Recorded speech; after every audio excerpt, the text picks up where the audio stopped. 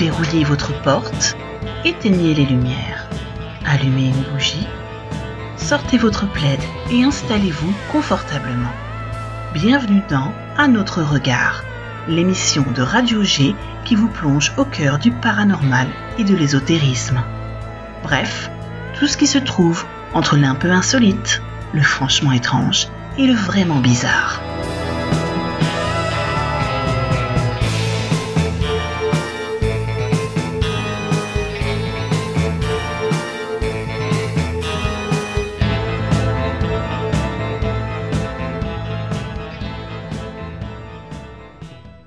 Et si ce que nous pensions savoir du monde n'était qu'une illusion?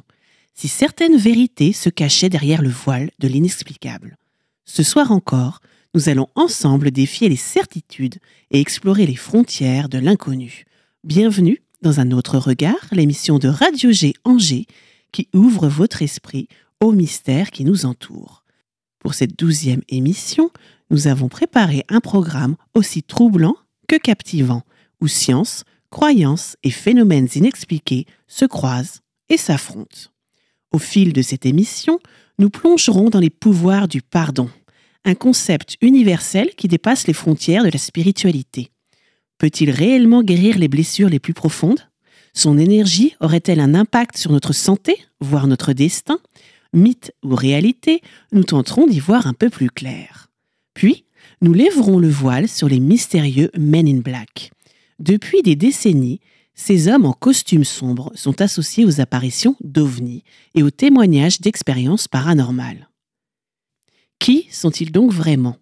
Agents d'une organisation secrète, créatures d'un autre monde ou d'une autre dimension, ou simples légendes urbaines nourries par la peur de l'inconnu? Enfin, nous nous aventurerons aux confins de la conscience avec les expériences de mort imminente, EMI, lumières éclatantes, sensations de paix, vision d'êtres chers disparus, ou simple lumière au fond d'un tunnel, ou alors au contraire vision apocalyptique digne de l'enfer. Ces récits intriguent autant qu'ils questionnent. S'agit-il d'hallucinations produites par notre cerveau en souffrance, ou un véritable aperçu de l'au-delà? 3 thèmes fascinants, 3 énigmes, qui nous rappellent que le monde recèle encore bien des mystères. Alors, êtes-vous prêt à voir un autre regard sur l'inexplicable? Mais avant de nous plonger dans les Men in Black et les expériences aux frontières de la mort, intéressons-nous à un pouvoir souvent sous-estimé et pourtant capable de bouleverser les vies, le pardon. On le dit libérateur, guérisseur, capable d'apaiser les blessures les plus profondes. Alors de la sagesse ancestrale aux découvertes des neurosciences, nous allons explorer ensemble ce phénomène mystérieux entre psychologie, spiritualité et peut-être même un brin de magie. Alors le pardon est-il forcément un acte simple ou une clé vers une transformation profonde? C'est ce que nous allons découvrir maintenant. Alors le pardon, c'est un mot simple, mais qui porte en lui une charge émotionnelle immense. Il peut être un baume pour l'âme, une profonde libération, mais aussi un fardeau lorsqu'il semble impossible à accorder. Alors depuis des siècles, philosophes, religieux, psychologues et scientifiques tentent d'en percer les mystères. Le pardon est-il une nécessité, un choix ou une illusion? Nous le savons tous, pardonner n'est pas facile. Cela demande du courage, de la remise en question et parfois même un véritable combat intérieur. Mais lorsque nous y parvenons, les effets peuvent être extraordinaires. Réduction du stress, amélioration de la santé, libération émotionnelle, voire transformation profonde de notre existence. Dans cette première partie, nous allons explorer son rôle dans l'histoire et les grandes traditions, ses effets bien sûr sur notre psychologie et notre corps, son pouvoir de transformation et enfin ses limites. Alors est-ce qu'on peut vraiment tout pardonner? Et si oui, comment? Pardon bien sûr est une notion ancienne qui est présente dans toutes les civilisations. Alors que ce soit dans les religions, la philosophie ou simplement les traditions populaires, il est souvent vu comme une vertu essentielle à l'équilibre humain. Dès l'Antiquité, le pardon est associé à la clémence divine et à la rédemption. Alors dans le christianisme, le pardon est au cœur du message de Jésus. Aimez vos ennemis, bénissez ceux qui vous maudissent. Il est même une condition pour obtenir le pardon de Dieu. Pardonne-nous nos offenses comme nous pardonnons à ceux qui nous ont offensés, nous dit-on. Dans le judaïsme, le Yom Kippour, le jour du grand pardon, est un moment de purification spirituelle où chacun doit demander pardon et accorder le sien aux autres. Et dans l'islam, Allah est décrit comme le très miséricordieux et le croyant est encouragé à pardonner car le pardon est un signe de grandeur. Dans la perspective bouddhiste, le pardon est vu comme un outil de libération intérieure. Garder rancune, c'est s'attacher à la souffrance et à un karma négatif. Dans l'hindouisme, le pardon est étroitement lié au concept de karma. Contrairement aux religions monothéistes, il est souvent présenté comme un acte moral ou spirituel. Ici, il est perçu comme une loi cosmique. Si nous entretenons de la colère et de la rancune, nous accumulons un karma négatif qui influencera nos vies futures. En revanche, en pardonnant sincèrement, nous épurons ce karma et avançons sur le chemin de la libération spirituelle, le fameux moksha. Dans le Bhagavad Gita, un des textes qui est fondamentaux à l'hindouisme, il est dit que celui qui est libre de haine et de rancune, qui pardonne et qui fait preuve d'humilité, celui-là atteint la paix et l'illumination. Ainsi, pardonner n'est pas un simple acte altruiste, c'est un moyen de se libérer des cycles de souffrance et de renaissance. Le shintoïsme, une religion traditionnelle du Japon, là, le pardon prend une dimension plus rituelle. Il n'est pas nécessairement vu comme un échange entre deux personnes, mais plutôt comme une purification de l'âme face aux impuretés du monde. Les Japonais pratiquent des rituels de purification, misogi, dans l'eau ou dans des sanctuaires pour nettoyer toutes ces mauvaises énergies. Lors de conflits, des cérémonies symboliques peuvent être organisées pour marquer un nouveau départ, sans forcément exiger des excuses ou des justifications. Dans cette perspective, le pardon est un état d'harmonie à rétablir plutôt qu'un acte moral imposé. Et puis, on a chez les peuples autochtones une connexion spirituelle, une vision plus spirituelle et plus naturelle du pardon. Donc, dans de nombreuses nations autochtones d'Amérique, le pardon, c'est un processus spirituel qui concerne pas uniquement les humains, mais les ancêtres, les esprits et la terre elle-même. Donc, les Lakota ont une tradition de prière de pardon où l'on demande à être libéré de ses propres rancunes pour pouvoir avancer en harmonie avec l'univers. Et certains utilisent souvent des cercles de parole comme outil de réconciliation, accompagnés du tambour sacré. Chaque personne exprime ses émotions sans être interrompue et le pardon peut naître naturellement de l'écoute et du respect mutuel. Dans ces cultures, pardonner, c'est rétablir l'harmonie avec soi-même, avec les autres et avec le monde spirituel. Alors finalement, pardonner n'a pas qu'une seule définition. Comme on le voyait tout à l'heure, ça peut être une philosophie, une guérison personnelle, un acte de réconciliation sociale ou même un rituel.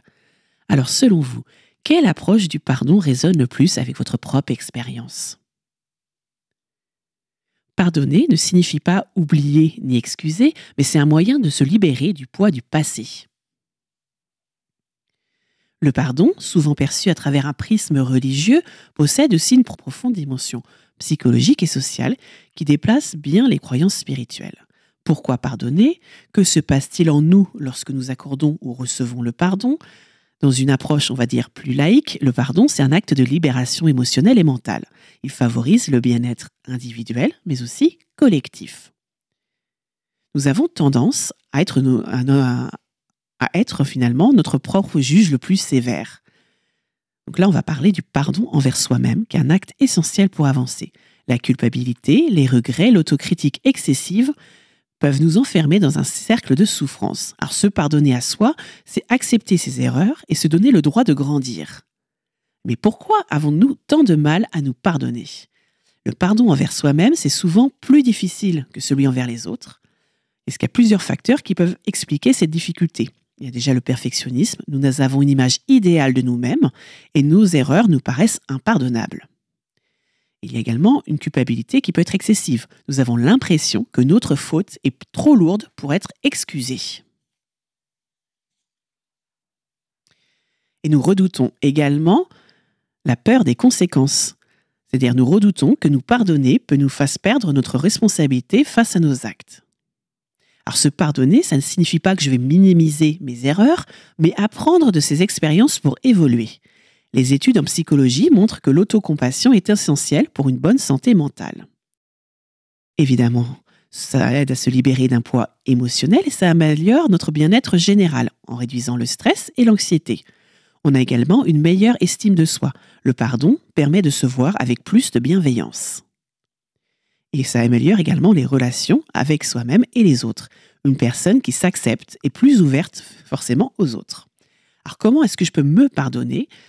Il y a quelques étapes clés qu'on peut suivre, c'est reconnaître ses erreurs sans les nier ou les justifier, comprendre l'origine de ses actes, pourquoi avons-nous agi ainsi, apprendre de ses erreurs en 3, transformer la faute en une leçon de vie et pratiquer l'autocompassion, c'est-à-dire parler à soi-même comme on parlerait à un ami en difficulté. Et puis passer à l'action. Parfois, demander pardon aux autres peut nous aider à nous pardonner nous-mêmes. N'oubliez pas que se pardonner, ce n'est pas oublier, mais c'est apprendre à avancer avec sérénité. Alors une fois qu'on sait pardonner soi-même, on peut aussi pardonner envers les autres. Et là, c'est un outil puissant pour la paix intérieure. Lorsqu'on est blessé par autrui, le ressentiment, la colère peuvent nous envahir. Pardonner ne signifie pas excuser ou accepter l'injustice, mais c'est choisir de ne plus être prisonnier quelque part de cette souffrance. Alors pourquoi est-ce que c'est difficile de pardonner aux autres ? Déjà, il y a une douleur émotionnelle. Plus l'offense est profonde, plus il est difficile de tourner la page. Et puis on a souvent peur que l'autre recommence. On associe souvent le pardon à une forme de faiblesse et de soumission, ce qui est totalement faux. Et puis on peut également ressentir un besoin de justice, c'est-à-dire qu'on peut avoir l'impression que pardonner fait que la faute reste impunie quelque part. Alors là, quels sont les bienfaits de ce pardon envers les autres ? Donc là, on a les neurosciences et la psychologie positive qui ont démontré que ça y a un tas d'effets bénéfiques, moins de stress et d'émotions négatives, ça réduit l'anxiété et les ruminations mentales. Ça aide à passer à autre chose. Ça améliore également la santé physique. Il y a des études qui montrent que pardonner diminue la tension artérielle et renforce le système immunitaire. Crée également une plus grande résilience. Les personnes qui pardonnent ont une meilleure capacité à surmonter les épreuves. Ce qu'il faut se dire, c'est que pardonner, c'est avant tout un cadeau que l'on se fait à soi-même. Alors là encore, il y a tout un process qu'on peut suivre. Il s'agit de bien évidemment reconnaître la blessure. J'accepte la douleur sans chercher à la nier. J'exprime mes émotions, je peux parler, je peux les écrire ou même consulter un thérapeute, ça permet d'évacuer cette colère. Je prends du recul, j'essaie de comprendre pourquoi l'autre a agi ainsi, ce qui ne justifie en rien l'acte, mais ça permet de comprendre, c'est une première étape.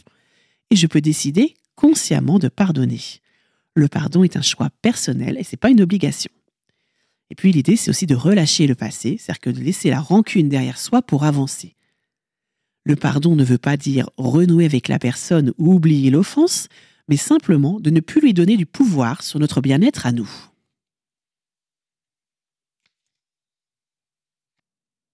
Alors, le docteur Robert Enright, qui est spécialiste du pardon, a mené plusieurs études qui démontrent que pardonner diminue l'anxiété, la dépression et le stress post-traumatique. Les personnes qui sont capables de pardonner affichent souvent une réduction du stress, des pensées négatives, un meilleur sommeil et une capacité accrue à gérer leurs émotions. Au contraire, le ressentiment, lui, est associé à une augmentation du cortisol, c'est la fameuse hormone du stress, qui peut provoquer des troubles du sommeil, de l'irritabilité et une fatigue chronique. Les bienfaits du pardon ne s'arrêtent pas au mental. Il y a des chercheurs de l'université de Stanford qui ont découvert qu'il pouvait également réduire la tension artérielle et améliorer la santé cardiovasculaire. Quand nous gardons de la rancune, notre corps est en état de stress prolongé. Augmentation du rythme cardiaque, tension musculaire, production excessive d'adrénaline, etc., ce qui favorise des maladies comme l'hypertension ou les troubles digestifs. Ainsi, pardonner n'est pas seulement un acte émotionnel, c'est aussi un geste pour notre bien-être physique. Se poser la question, est-ce qu'il est possible de tout pardonner ? Qu'en est-il des blessures qui sont les plus profondes ? Peut-on pardonner une trahison, une agression, un crime ? Il y a bien sûr des limites au pardon. Il y a des situations où le pardon semble des fois impossible, où la douleur est trop grande. Pourtant, des études montrent que même dans des cas extrêmes, pardonner peut être un acte de libération personnelle. Le pardon, comme je disais tout à l'heure, n'efface pas la faute, mais libère la victime du poids de la haine. Donc là, on peut penser à des gens comme Nelson Mandela, 27 ans de prison, ou Eva Kor, qui est rescapée d'Auschwitz. Donc ces témoignages prouve que le pardon, c'est pas un acte de faiblesse, mais c'est vraiment un pouvoir qui est capable de transformer une vie entière et d'aider à vraiment tourner la page. Et puis parfois, le plus difficile, c'est pas de pardonner aux autres, mais c'est de pardonner à soi-même. Nous accrochons parfois à la culpabilité, aux erreurs du passé. Pourtant, pour avancer, on a besoin de ce pardon intérieur. En conclusion, le pardon est-il un acte révolutionnaire ? Le pardon est bien plus qu'un simple concept moral, il a une force qui libère, qui transforme et qui même guérit. Alors peut-être que nous n'avons pas tout pardonné immédiatement, mais en choisissant de laisser partir un peu de notre rancune, nous nous ouvrons à une vie plus apaisée et plus lumineuse. Car se pardonner, c'est accepter et avancer. Pardonner aux autres, c'est aussi choisir de ne pas être quelque part esclave du passé. Le pardon dans la société permet de reconstruire sur des bases plus saines. Ça ne signifie pas que je vais oublier ou que j'accepte l'inacceptable, mais simplement que je refuse que cette douleur dicte mon avenir. Un des penseurs comme Sénèque et Marc Aurèle prônaient le pardon comme un acte de sagesse. Celui qui pardonne se libère de l'emprise des émotions négatives. Et plus tard, Freud et Jung ont étudié comment les blessures du passé influencent notre inconscient. Ils ont montré que la rancune et le refus de pardonner entraînent un stress qui affecte notre santé. Alors si vous ressentez du ressentiment envers quelqu'un, posez-vous alors cette question. Ce pardon, est-ce pour l'autre ou pour moi-même ? Et sur cette grande question que je vous propose une première pause musicale avec Johnny Cash.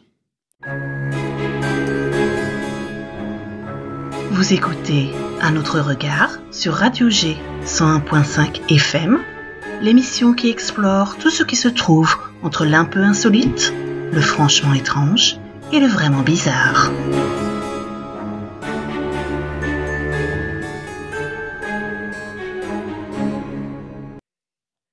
De retour sur Radio G Angers, sur Un autre regard, votre émission Paranormal Mystère. Le pardon, on a vu tout à l'heure, est une force puissante, capable de nous libérer des chaînes du passé et de transformer nos vies. Mais il existe aussi des mystères qui, eux, ne demandent ni pardon, ni rédemption. Des ombres qui surgissent là où on ne les attend pas. Des figures énigmatiques qui semblent tout savoir, mais ne laissent derrière elles que des questions sans réponse. Les Men in Black. Vous en avez sûrement entendu parler à travers le prisme du cinéma avec Will Smith, mais saviez-vous que ces mystérieux hommes en costume noir hantent les témoignages de nombreux ufologues et témoins d'OVNI ? Qui sont-ils vraiment ? Agents du gouvernement ? Êtres venus d'ailleurs ? Ou simples illusions nées dans la paranoïa collective ? Coïncidence ou menace réelle ? Ouvrons ensemble le dossier des Men in Black. Ces gardiens du secret qui semblent tout faire pour nous empêcher de regarder trop près la vérité. Alors les Men in Black, MIB, sont une énigme fascinante dans le monde des phénomènes paranormaux ufologiques. Ils ont été introduits dans les récits d'ufologues et témoins d'observations d'OVNI dans les années 1950, mais ont également acquis une place de choix dans la culture populaire grâce à des films, à des bandes dessinées ou à des séries comme X-Files. Pourtant, leur origine, leur nature, leur rôle dans l'histoire des phénomènes inexpliqués restent entourés de mystères. L'émergence de ces fameux hommes en noir, Men in Black, sont intimement liés à l'essor des témoignages d'observation d'OVNI dans les années 50, à une époque où le phénomène était à son apogée. Selon certains ufologues, ces hommes en noir sont des agents chargés de maintenir le secret sur les apparitions d'OVNI et d'empêcher la diffusion de ces informations au grand public. L'un des premiers cas notables a lieu en 1953, lorsqu'Albert Bender, un ufologue passionné, a rapporté avoir été visité par 3 hommes vêtus de noir. Ce phénomène a rapidement attiré l'attention des ufologues et les histoires de Men in Black se sont multipliées. Alors parlons un petit peu des caractéristiques de ces Men in Black. Donc les Men in Black partagent un certain nombre de caractéristiques distinctives qui permettent de les identifier dans les témoignages. Tout d'abord, une apparence physique étrange. Ces fameux hommes en noir, Men in Black, sont généralement décrits comme étant impeccablement habillés de costumes noirs, de cravates et de chapeaux. Leur tenue est souvent anachronique.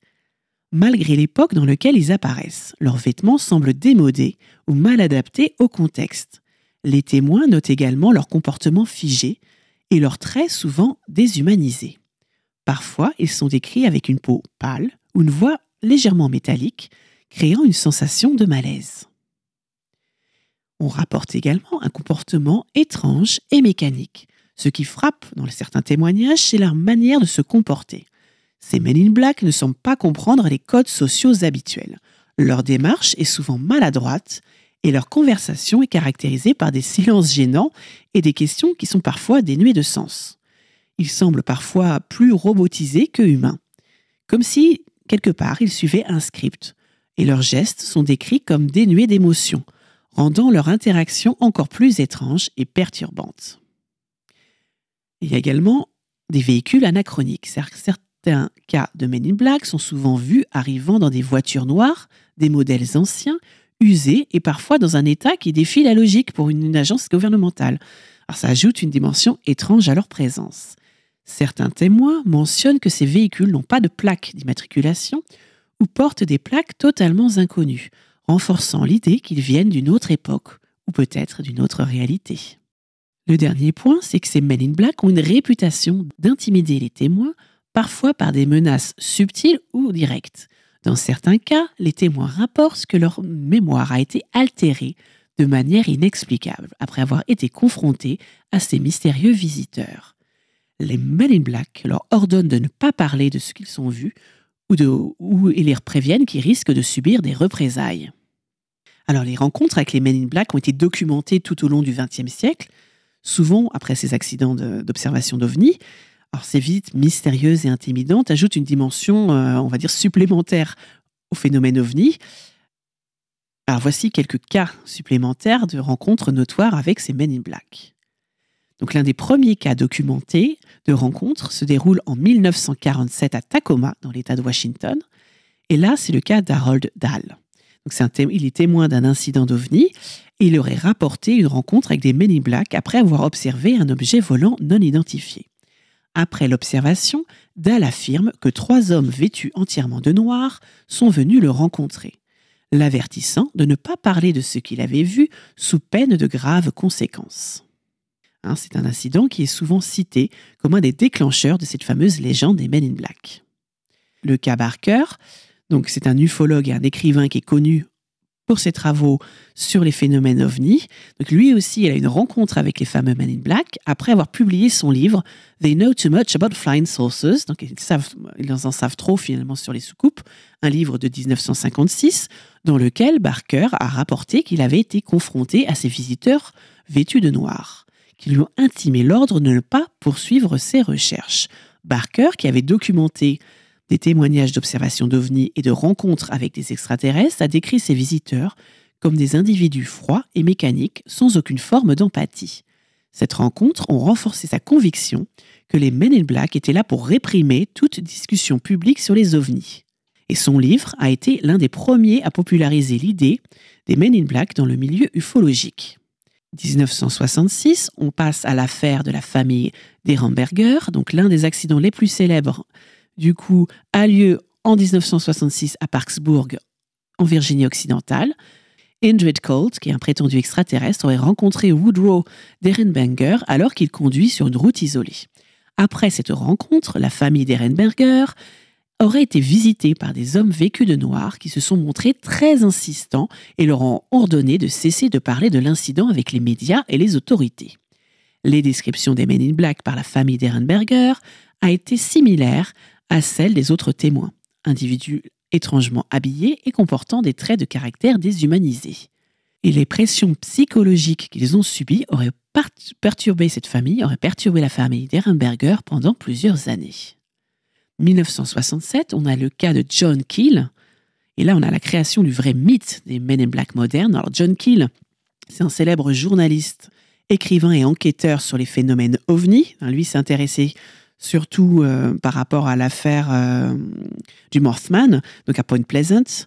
Donc c'est le film La prophétie des ombres avec Richard Gere et le livre qu'il a écrit donc raconte comment il est tombé justement dans le paranormal.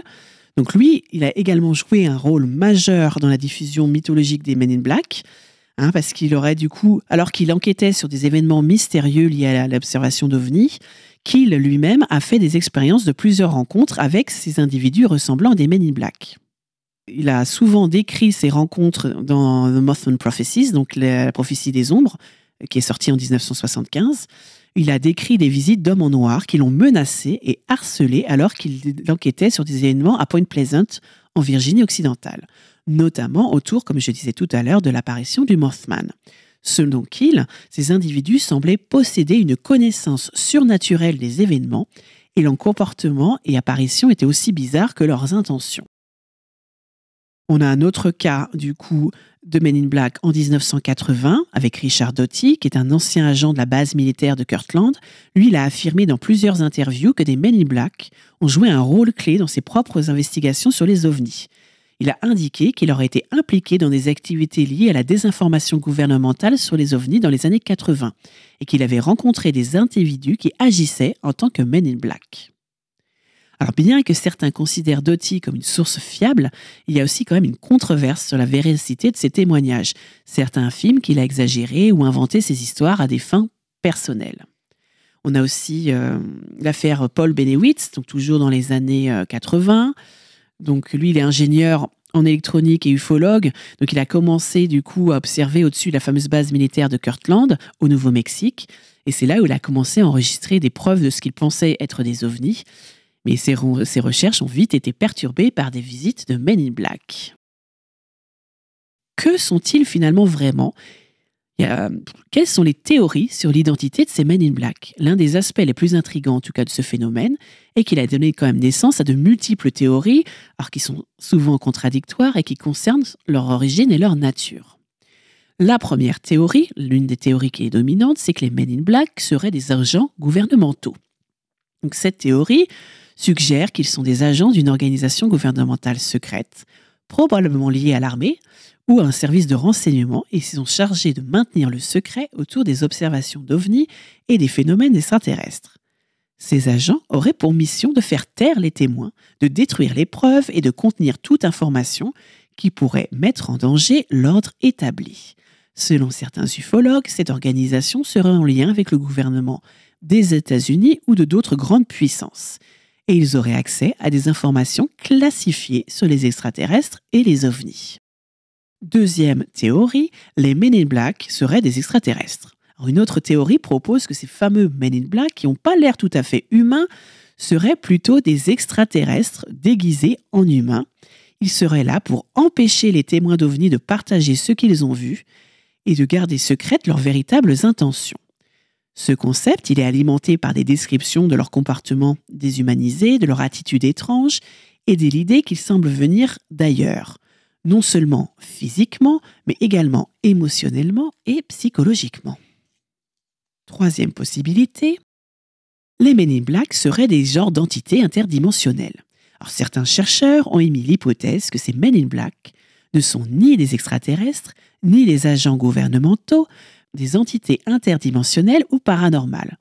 Selon cette version, les Men in Black seraient des manifestations d'autres réalités ou d'autres formes de conscience qui viennent interférer avec le monde matériel. Ils pourraient être des genres de voyageurs interdimensionnels, des créatures provenant d'une autre dimension ou des êtres issus d'une réalité alternative. Cette théorie repose sur le nombreux récits où les Men in Black semblaient avoir un rapport étrange à la temporalité et à l'espace, parfois utilisant certaines technologies qui semblaient inexplicables pour l'époque.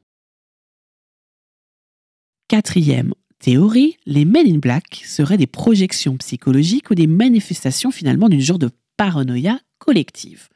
Une autre théorie qui est plus psychologique, elle considère que les Men in Black sont une création, une projection des peurs et des paranoïas des témoins. Cette théorie suggère que les histoires de Men in Black seraient en réalité nées de l'inquiétude générale vis-à-vis des autorités et du phénomène extraterrestre.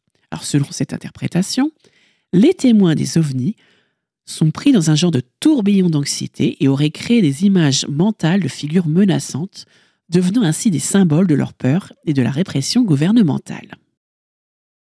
En tout cas, ce qui est sûr, c'est qu'ils sont très présents dans la culture populaire. Ce sont devenus des personnages iconiques, notamment grâce au film de 1997 avec Will Smith et Tommy Lee Jones, où ils incarnent deux agents d'une organisation secrète qui gère et protège l'humanité des extraterrestres, tout en effaçant la mémoire des témoins. Alors ces films, bien qu'humoristiques et fantaisistes, s'inspirent largement de la légende des Men in Black, en leur apportant une dimension légère bien sûr et divertissante.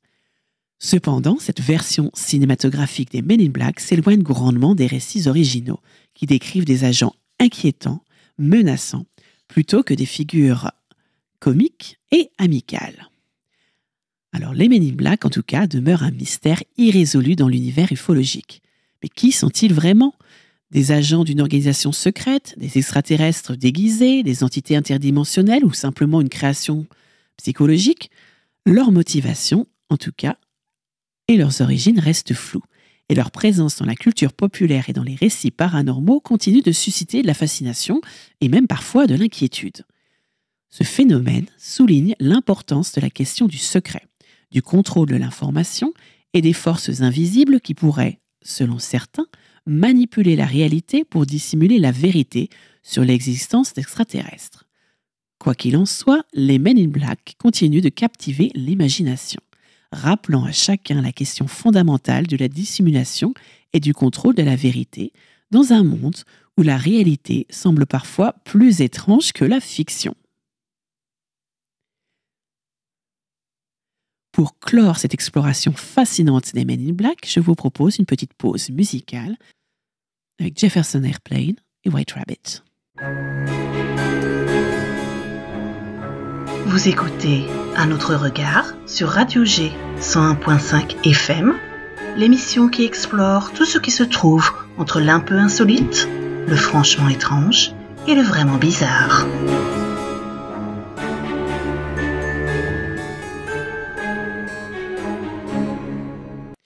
De retour sur Radio G Angers, 101.5 FM en DAB+, en streaming sur radio-g.fr. Nous avons parlé des fameux Men in Black, ces mystérieux agents de l'ombre. Nous allons maintenant tourner notre regard vers un phénomène tout aussi énigmatique et intrigant, les expériences de mort imminente, EMI. Alors, ces témoignages de personnes qui ont frôlé la mort, souvent accompagnés d'une vision d'un autre monde, d'une lumière intense ou d'une rencontre avec des êtres mystérieux, soulèvent des questions sur la frontière entre la vie et la mort, la conscience et ce qui se cache derrière cette expérience ultime. Comment ces récits se croisent-ils avec les phénomènes paranormaux ? Est-ce que nous relèvent-ils de notre existence ? Nous plongeons dans ce thème, dans ce mystère, dans la troisième partie de notre émission. Alors, les expériences de mort imminente sont aussi appelées en anglais NDE pour Near Death Experience. Ce sont des phénomènes rapportés par des individus ayant été confrontés à la mort, souvent après un accident, un arrêt cardiaque ou une opération à risque. Ces expériences sont généralement caractérisées par des sensations et des perceptions qui semblent aller au-delà de la simple réalité physique et qui suggèrent des éléments surnaturels ou spirituels. De par leur nature, elles ont capté l'attention du grand public, aussi bien que des chercheurs, et provoquent un débat, ce qui se cache derrière ces phénomènes. Alors, les personnes qui ont vécu une expérience de mort imminente, EMI, rapportent souvent plusieurs phénomènes similaires. On peut recouper les témoignages.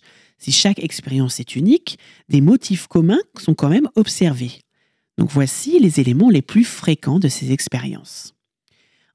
D'abord, cette sensation de flotter hors de son corps. De nombreux témoins décrivent un décrochage total de leur corps physique, une sensation de flotter au-dessus de celui-ci. Certains ont raconté avoir vu leur propre corps sous un angle totalement extérieur, observant les interventions médicales, les gestes des proches ou des inconnus présents au moment de l'incident. Donc cela donne une sensation d'irréalité, un moment suspendu dans le temps où la personne n'est plus liée à son corps physique. Deuxième point commun, le fameux tunnel lumineux. Alors, le passage à travers un tunnel sombre suivi de l'apparition d'une lumière éclatante est l'un des aspects les plus souvent rapportés. Cette lumière est parfois décrite comme chaleureuse, apaisante, voire divine. La lumière semble avoir un genre de pouvoir de purification et pousse souvent les témoins à se diriger vers elle. Troisième point commun, des rencontres avec des êtres spirituels ou des défunts. Il y a beaucoup d'individus qui disent avoir rencontré des proches décédés ou des figures spirituelles, parfois des anges ou des entités bienveillantes. Alors, ces êtres leur offrent des messages rassurants ou un aperçu de leur destinée. Ces rencontres renforcent souvent l'idée que la mort n'est qu'un passage et que des relations d'une forme spirituelle existent au-delà de leur vie physique. Une grande majorité également des personnes qui vivent une EMI rapportent une sensation de paix profonde, une sérénité totale, débarrassée de toute souffrance ou peur. Donc les témoins décrivent souvent cette expérience comme un moment d'amour inconditionnel, une révélation qui dépasse l'ego et la souffrance humaine. Certains évoquent même un sentiment de fusion avec l'univers ou une genre de force universelle. Plusieurs récits font état d'une rétrospective de vie où la personne revit certains événements importants, parfois dans un ordre inversé ou sous un autre angle. Donc d'autres rapports évoquent des aperçus du futur, des visions concernant la direction de leur vie ou des événements à venir. Et autre, enfin dernier point commun, un retour dans le corps et une décision de revenir. C'est là, la plupart des témoignages de EMI se terminent par un retour soudain et parfois brutal dans le corps physique, souvent avec une sensation de douleur intense ou de perte pour ce qui semblait être en fait un état de paix éternelle. Alors certains décrivent avoir reçu l'ordre de revenir, leur temps n'était pas encore venu. Alors ce qu'il faut également prendre en compte, c'est que si beaucoup de témoignages racontent une EMI, donc NDE positive, il existe également des EMI négatives. Donc c'est un peu une autre facette finalement de cette expérience de mort imminente. Donc souvent, elles sont associées à des visions de lumière, de paix, de rencontres spirituelles, mais il existe quand même toute une catégorie d'expériences qui sont quand même bien plus sombres et perturbantes. C'est ce qu'on appelle les NDE ou EMI négatives. Donc ces expériences, bien que moins fréquentes, ont été rapportées par un certain nombre de témoins qui décrivent des événements effrayants. Des sensations de douleurs intenses, des rencontres avec des entités malveillantes ou des plongées dans un environnement d'une noirceur plutôt inquiétante. Ce phénomène a éveillé un intérêt particulier car il pose la question de la nature de la mort et de ce qui pourrait bien finalement nous attendre après cette vie, et pourquoi certaines personnes vivraient une expérience radicalement différente de celle décrite par les autres. Alors, les NDE négatifs partagent plusieurs caractéristiques qui sont évidemment opposées à celles des NDE classiques. Donc là, les témoins parlent plutôt d'une descente vers l'obscurité, donc plutôt que de traverser ce fameux tunnel avec la lumière éclatante au bout qui vous attire, les témoins du NDE négatif rapportent fréquemment une descente dans un genre d'abîme ou une obscurité qui est quelquefois même totale. C'est une sensation qui est souvent décrite comme une chute interminable où l'individu se sent englouti dans un espace sans fin, sans repère, ce qui suscite une terreur profonde.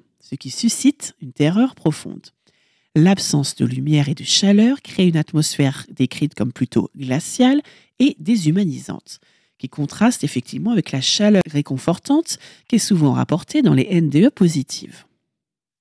Le deuxième point, c'est une rencontre avec des entités qui ont l'air inquiétantes, voire malveillantes. Donc des personnes ayant vécu une NDE négative évoquent parfois des rencontres avec des créatures qui sont hostiles, des figures sombres ou des entités maléfiques. Alors, ces figures peuvent être perçues comme menaçantes, parfois même violentes, et la sensation de peur est omniprésente.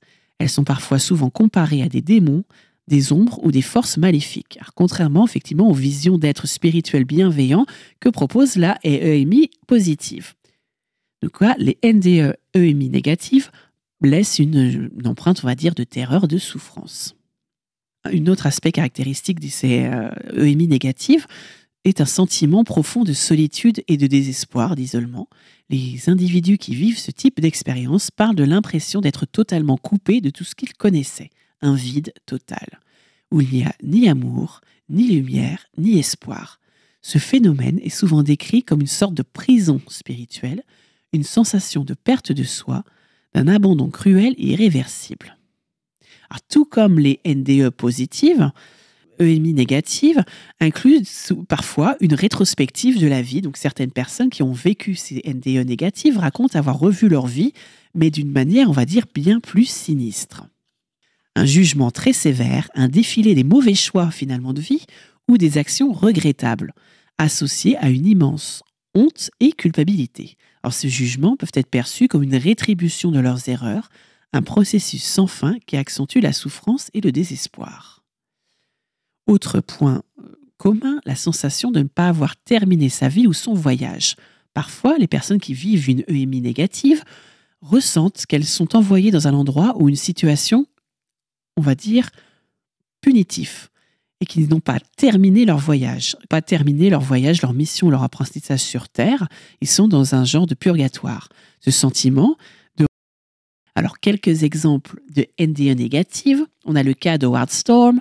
Alors, il est un professeur d'art et un auteur américain. Lui, il a vécu plusieurs NDE négatives particulièrement intenses. Donc, il a été hospitalisé pour une grave maladie. Il a été déclaré mort pendant plusieurs minutes. Au lieu de l'expérience du tunnel et de la lumière que beaucoup attendent, Storm s'est retrouvé dans un endroit sombre et sinistre où il a été attaqué par des êtres invisibles. Dans son récit, il décrit cette expérience comme une véritable descente aux enfers, un voyage où il a ressenti un intense désespoir et une vraie souffrance morale. Au moment où il pensait être définitivement perdu, il a entendu une voix lui ordonner de crier à Dieu pour qu'il le sauve, ce qui lui a provoqué un retournement dans l'expérience. Et puis, on a le cas du chercheur en paranormal et auteur John E. Tenney. Alors, John Tenney, c'est un auteur et un enquêteur du paranormal qui est bien connu. On a vu dans plusieurs émissions. Il a partagé son expérience personnelle de NDE négatif dans plusieurs de ses écrits et plusieurs de ses conférences. Selon lui, cet événement a profondément marqué sa vision on va dire, du monde et de la mort. Et ça a même influencé quelque part ses recherches dans le domaine du paranormal. Donc lui, il raconte sa propre expérience de mort imminente. Il n'a pas vécu d'élévation spirituelle où la lumière brillante souvent associée au récit est positive. Au contraire, il a traversé une expérience qui s'est avérée particulièrement perturbante. Donc dans cet épisode, Tenney se souvient avoir eu l'impression de tomber dans une genre d'abîme, une sensation qui a duré bien plus longtemps qu'il ne l'avait anticipé. Cette chute ne l'a pas conduit vers un lieu de paix ou de lumière, mais vers un genre d'environnement où il s'est senti pris comme un genre de tourbillon d'obscurité. Il a décrit ce voyage comme étant douloureux et sans fin, sans aucune direction ou issue claire. Dans cet espace sombre et inquiétant, Tenney a rapporté avoir rencontré des entités qui semblaient hostiles, des créatures ou des présences qui n'étaient pas, on va dire, bienveillants, comme on peut ressentir dans de nombreuses NDE positives, mais aussi plutôt des figures ambiguës, menaçantes et un peu malveillantes. Il n'a pas précisé la forme exacte de ces entités, mais il évoque une atmosphère chargée de pression et de violence psychologique. Ces entités semblaient présenter des forces qui luttaient pour l'absorber dans cet abîme. Alors, ce qui semble avoir marqué John E. Tenney dans ce récit, c'est la solitude et l'isolement absolu. Loin de se sentir réconforté par les certitudes d'une genre de lumière divine, à la fin du voyage, il a été enveloppé d'une perspective qui est quand même plus nuancée sur les expériences de mort imminente. Il a expliqué qu'après cette expérience, il avait une compréhension différente de ce que pouvait être la mort. Contrairement aux récits traditionnels des EMI qui mettent en avant des rencontres rassurantes et des visions d'une lumière divine, la sienne, lui, semblait s'inscrire dans une dimension tout à fait plus complexe et moins définie. Son récit, en tout cas, est une source d'inspiration pour certains chercheurs et écrivains dans le domaine des phénomènes paranormaux qui s'intéressent à l'ambiguïté des expériences spirituelles. Et ça soulève également une question essentielle. L'expérience de la mort est-elle universelle ou est-elle façonnée par nos propres croyances, nos propres peurs et nos actions terrestres? Alors, qu'est-ce qui se cache derrière, effectivement, ces expériences de mort imminente ? Elles ont généré un grand nombre de théories qui expliquent un peu leur origine. Alors, c'est vrai qu'on parle souvent la théorie la plus courante, c'est quand même effectivement qui est largement acceptée dans les milieux scientifiques, ceux qui osent en parler, c'est que ces expériences de mort imminente, EMI, seraient des phénomènes qui sont déclenchés par une altération chimique dans le cerveau. En situation avec le stress extrême, comme lors d'un arrêt cardiaque, le manque d'oxygène dans le cerveau pourrait provoquer des hallucinations visuelles, notamment cette fameuse vision en tunnel. Cette vision aussi des figures humaines ou des perceptions de flottement un peu hors de son corps. Donc, des recherches ont mis en évidence que des substances comme l'endorphine, qui sont produites par le cerveau en cas de douleurs intenses, pourraient expliquer cette sensation de paix et d'euphorie qui peut accompagner souvent ces expériences. Il y a également une théorie psychologique, c'est-à-dire du point de vue psychologique, les expériences de mort imminente peuvent être interprétées comme une réponse de l'esprit humain face à la peur de la mort. Le cerveau, dans son effort de faire face à cet événement traumatisant, pourrait créer finalement une genre de réalité, de rêve alternatif. une version réconfortante qui permettrait de supporter la douleur et l'angoisse. Donc les visions de lumière et de paix, ainsi que les rencontres avec des êtres chers, peuvent être vues comme des mécanismes finalement de défense psychologique. Et puis du point de vue neurologique, les NDE négatives pourraient être des projections des peurs ou des remords qui sont ancrés dans l'esprit, comme on a dit tout à l'heure. Alors, si on se penche sur une théorie un peu plus, on va dire, spirituelle, les EMI sont souvent considérés comme des voyages dans l'au-delà qui offrent un aperçu finalement de la vie après la mort. Cette interprétation trouve un écho dans de nombreuses religions et de nombreuses philosophies qui perçoivent finalement la mort comme une transition vers une autre forme d'existence. Donc les rencontres avec des entités lumineuses ou spirituelles seraient finalement des guides ou des messagers, et l'expérience de l'unité avec l'univers symbolise un retour à une dimension divine. Donc certains chercheurs spirituels considèrent que les NDE négatifs, du coup, sont une forme de leçon karmique, et que finalement, ça serait pour t'aider à reprendre le bon chemin, en quelque sorte. Alors voici quelques exemples de EMI. Donc on a le cas de Pam Reynolds, on est en 1991, et Pam est une patiente qui a subi une opération du cerveau très complexe. Elle a eu une expérience de mort imminente très documentée, donc pendant que son cœur et ses poumons étaient arrêtés, elle a vécu une EMI dans lequel elle a décrit des détails précis sur ce qui se passait autour d'elle, y compris des conversations entre les médecins, des bruits qu'elle n'aurait pas pu entendre pendant l'intervention. Donc son témoignage a vraiment bouleversé de nombreux sceptiques, car il semblait totalement incompatible avec la possibilité qu'elle était consciente à ce moment-là. Et puis on a le cas aussi de Daniel Brinkley. Donc lui, il a été frappé par la foudre en 1975 et il a été déclaré mort pendant plus de 28 minutes. Donc lors de cette période, il a vécu une EMI intense où il a vu des paysages magnifiques, des êtres lumineux. Il a reçu également des visions de l'avenir qu'il a ensuite utilisées pour aider les autres. Donc après sa réanimation, il est devenu un auteur et un conférencier reconnu sur les NDE, donc Near Death Experience. On a aussi donc le cas du docteur George Ritchie. Donc lui, il est psychiatre militaire. Il a vécu une EMI en 1943 après une grave pneumonie. Son expérience a été l'une des premières à être largement documentée. Elle a été décrite dans son livre Return from Tomorrow. Donc Ritchie a rapporté des visions d'un monde spirituel où il a rencontré des êtres. Et puis on a également alors ça c'était plus du côté américain, ils sont quand même plus ouverts que nous sur le sujet. On a également plusieurs témoignages d'expériences de mort imminente, EMI, qui proviennent de Français qui ont vécu ces événements bouleversants. Donc voici quelques exemples notables. Alors, on connaît effectivement Jean-Jacques Charbonnier, il est médecin anesthésiste réanimateur. Il a recueilli plusieurs témoignages de personnes qui ont vécu des EMI. Et puis il est aussi l'auteur de plusieurs livres sur le sujet, si vous voulez vous faire une idée un peu plus précise. Donc notamment les expériences de mort imminente, témoignages et réflexions d'un médecin. Donc Charbonnier, lui, il a partagé l'histoire d'un patient qui, après une opération, a vécu une EMI durant laquelle il a décrit une sensation de sortie de corps, de se retrouver dans ce fameux tunnel lumineux et d'être accueilli par des êtres bienveillants. Le patient n'a pas voulu revenir dans son corps, mais a été obligé de le faire. Donc ce genre de témoignage fait souvent partie des récits de EMI où la personne a l'impression d'être rappelée à revenir à la vie. Donc Charbonnier, lui, met en lumière l'idée que cette expérience sont une preuve pour lui de la continuité de l'existence après la mort. Et un sujet qu'il développe maintenant dans ses conférences, dans ses écrits et dans ses ateliers. Le docteur, lui, Yves Delosier, c'est un autre médecin français qui a étudié les EMI. Il a mené, lui, des recherches sur les expériences de mort imminente. Il a rassemblé également beaucoup de témoignages. Donc, dans son ouvrage Voyage au cœur de la mort, il rapporte l'histoire d'un patient qui, après une chirurgie cardiaque, a vécu une expérience où il se voyait flotter au-dessus de son corps, observant les médecins essayant de le réanimer. Il décrit ensuite une rencontre avec une lumière très intense et un sentiment de paix profonde. Donc, ce témoignage, c'est vraiment ce qui a contribué à ses recherches sur l'effet apaisant des EMI et le lien avec la confiance après la mort. Donc, les récits d'EMI, en tout cas, ont des répercussions profondes sur les compréhensions de la vie après la mort, en particulier dans les domaines spirituels et paranormaux. Les visions du monde de l'au-delà, des rencontres avec les défunts et la perception de la lumière comme un symbole de passage ont conduit à une redéfinition finalement des croyances populaires. Pour beaucoup, les EMI apportent une preuve indirecte de l'existence d'une vie après la mort et d'une conscience qui persiste après finalement la fin de la vie physique. Donc les expériences de mort imminente continuent de poser des questions profondes sur la nature, en tout cas de la conscience, de la vie et de la mort.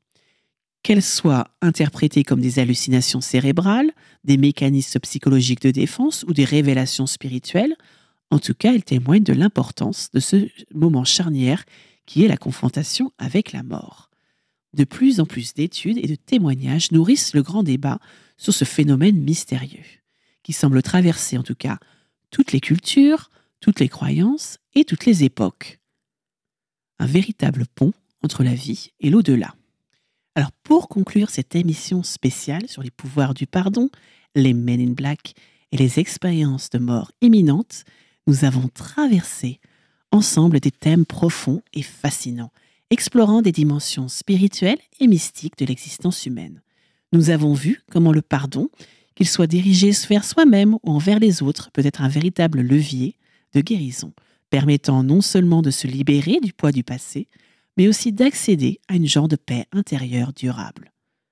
Le pardon, une pratique universelle présente dans toutes les grandes religions, semble être une clé vers la transformation personnelle et spirituelle. Il peut nous aider à ouvrir un espace où l'amour, la lumière et la réconciliation peuvent régner. Nous avons ensuite plongé dans l'univers mystérieux des Men in Black, ces figures énigmatiques qui, selon certains témoins, jouent un rôle dans la dissimulation des phénomènes inexpliqués, notamment liés aux ovnis.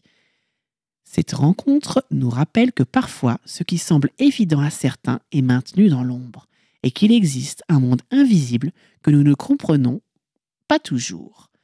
Ensuite, nous avons exploré les expériences de mort imminente, EMI, qui ont profondément bouleversé ceux qui les ont vécues. Ces témoignages, parfois étranges et parfois bouleversants, nous rappellent que la frontière entre la vie et la mort est peut-être plus floue que nous le pensons. Ces expériences soulèvent des questions existentielles sur notre nature, notre âme et la possibilité d'une vie après la vie. En somme, cette émission nous a invités à réfléchir à la nature de notre existence, à notre place dans l'univers et aux liens invisibles qui unissent tous les êtres humains. Elle nous a rappelé l'importance de vivre pleinement, d'accueillir les mystères de la vie et de rester ouverts aux merveilles qui peuvent surgir de l'invisible. Je vous remercie de votre écoute attentive et de votre ouverture d'esprit. Pour notre prochaine émission, nous questionnerons les phénomènes de poltergeist. Alors, ces phénomènes de hantise où des objets sont déplacés ou des bruits inexplicables se produisent nous aideront à nous interroger sur la frontière entre les phénomènes surnaturels et les troubles psychologiques. Nous parlerons des témoignages les plus intrigants. Ensuite, on parlera de la loi de l'attraction. Elle repose sur l'idée que nos pensées et nos émotions attirent des événements dans notre vie. Alors, en nous concentrant sur des pensées positives et des désirs clairs, nous attirons ce que nous voulons, comme le succès, ou l'amour, ou l'amitié. Cette loi affirme en tout cas que notre état d'esprit façonne notre réalité et que nous avons le pouvoir de créer ce que nous vivons en émettant des vibrations alignées avec nos aspirations. Mais qu'en est-il vraiment ? Enfin, nous plongerons dans l'un des lieux les plus sombres de Los Angeles, l'hôtel Cecil. Un lieu marqué par la présence du tueur en série Richard Ramirez, des événements tragiques, comme la disparition inexpliquée d'Elisa Lam, et même des phénomènes paranormaux. Entre mystère et réalité, l'hôtel Cecil continue de hanter l'imaginaire collectif, oscillant entre curiosité, peur et étrangeté. À très bientôt pour une nouvelle aventure dans l'univers fascinant d'un autre regard.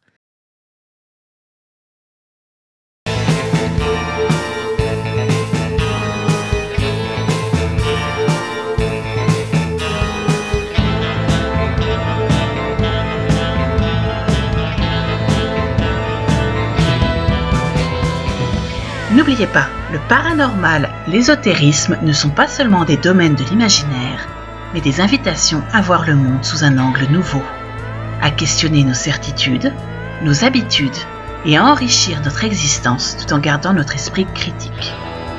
Vous l'aurez compris, c'est aussi une invitation à adopter un autre regard. Merci d'avoir été à l'écoute.